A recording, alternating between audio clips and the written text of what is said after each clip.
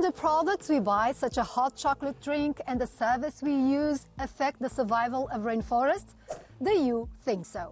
The new deforestation law requires businesses to prove that the manufacturing process and supply chains are not responsible for destruction of forests.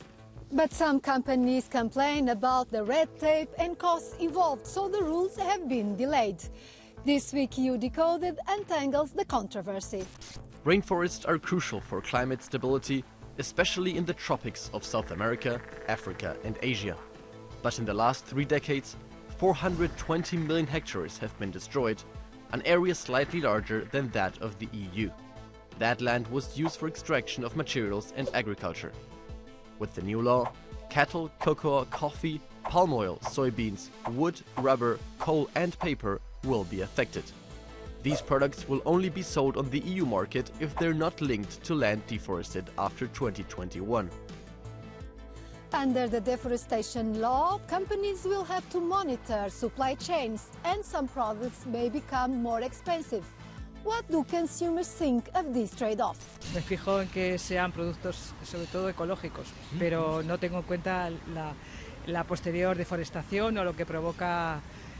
Sí, claro, tienes que tenerlo en cuenta. Yo entiendo que para una familia que sean muchos miembros es más complicado el tener en cuenta esas cosas, pero si puedes y siempre que esté a tu alcance, creo que deberíamos hacerlo.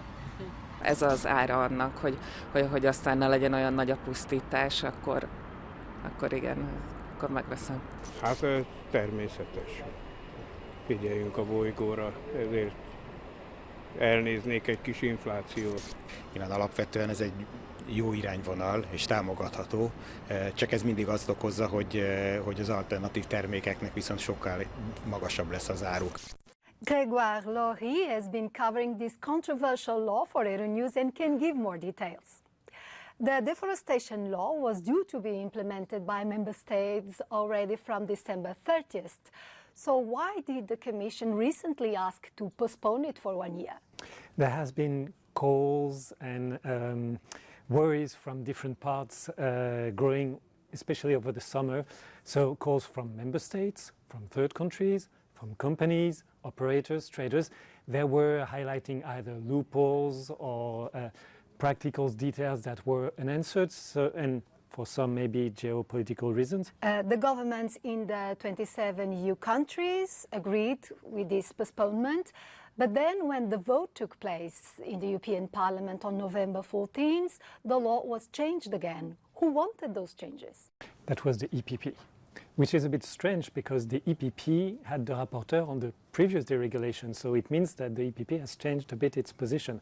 But it's not only the EPP, it's the EPP with the support of the far right. So it's a new kind of majority that took part on this text. The EPP said that the former text was too bureaucratic with too stringent rules. And they got the votes with the help of the far right in this case, which also was kind of a provocation to the Greens and the Socialists that have been trying to build a consensus. Indeed, and it's interesting to follow because it's a majority EPP center-right with the far right that has decided to water down the text.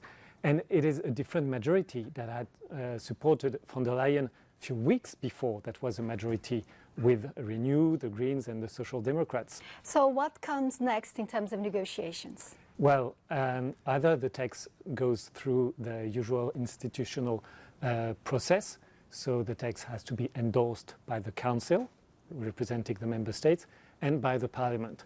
However, some parties within the Parliament, like the Social Democrats or the Greens, are calling the Commission to withdraw its proposal to postpone the implementation.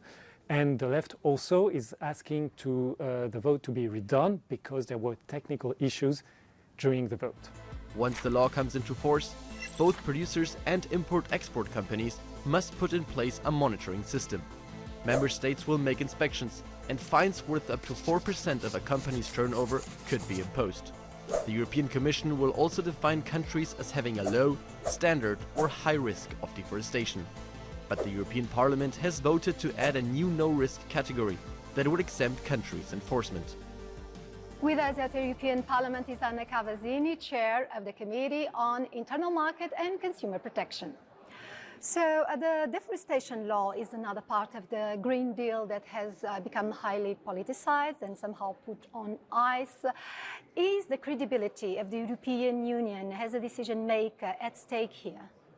Yes, I find highly problematic what happened because indeed we're passing laws, companies are getting prepared for it, citizens are getting prepared for it, and then all of a sudden we say, yeah, we want to weaken the law again, or we want to postpone the law again. And I think this creates more chaos and indeed threatens the EU as a credible decision maker. Some industry sectors are highly critical of it, while others want a law as soon as possible. How do we explain this?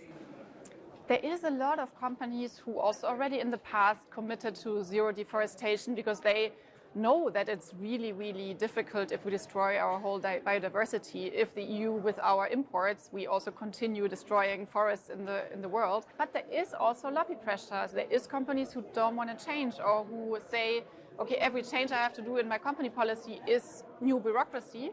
Of course, at the beginning, there is new bureaucracy. You have to introduce new measures. But I think after a year, when you really introduce new mechanisms, it will be much easier. And then you also have a clear supply chain, and then you can easily obey to the law, comply with the law. The USA, Brazil, and Indonesia criticized the law, while other markets hope to beneficiate. How important are the third country to this law? Of course, we don't know what happens to Trump, but the current US government was never against the law. They just wanted the postponement.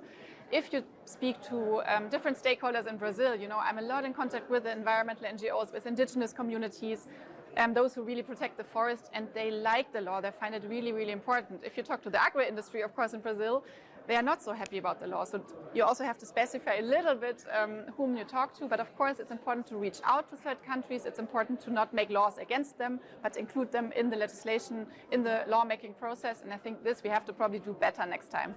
Our consumption in Europe is said to contributing 10% to global deforestation.